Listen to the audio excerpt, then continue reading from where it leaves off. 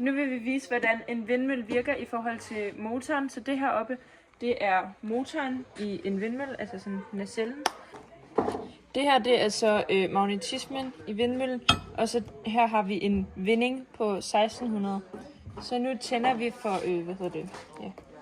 volten, og så kan I se her vores voltmeter. Jo mere man skruer op, jo mere volt kommer der jo, og jo mere, så hvis vi skruer endnu mere op, så kommer der endnu mere. Skruer ned, så er det ikke lige så meget. Og jo mere vi skruer op, jo mere går der i gang i motoren og i magnetismen i vindmøllen. Og det var sådan, en motor virker i en vindmølle.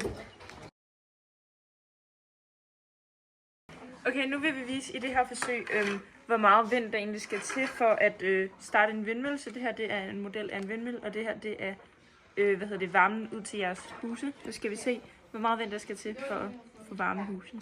Nu starter vi her på niveau 1, og det symboliserer bare vinden. I kan se, der kommer ikke rigtig noget.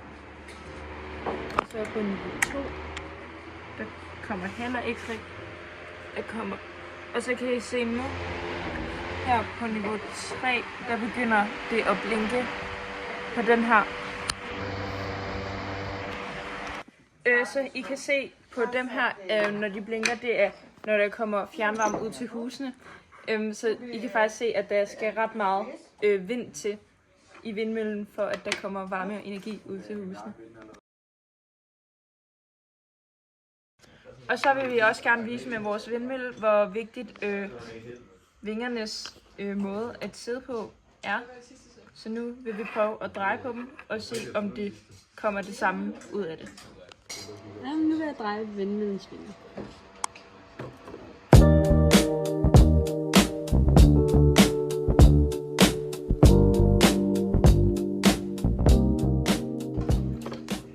Så er de drejet. Nu sætter vi op sådan en stor ventilator for at se, hvor meget luft der skal til, for at den vil rotere rundt. Ja. Så det her, det er sådan level 1 niveau 1. Kan jeg det her rigtigt?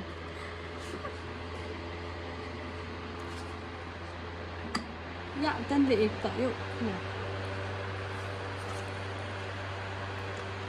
Og så hvis jeg kunne se, så skulle den helt op på niveau 3, før den bare begyndte at snurre rundt en lille smule. Så I kan se, at det er meget vigtigt, at vindmøllens vinger de vender rigtigt, for ellers roterer vindmøllen ikke rundt.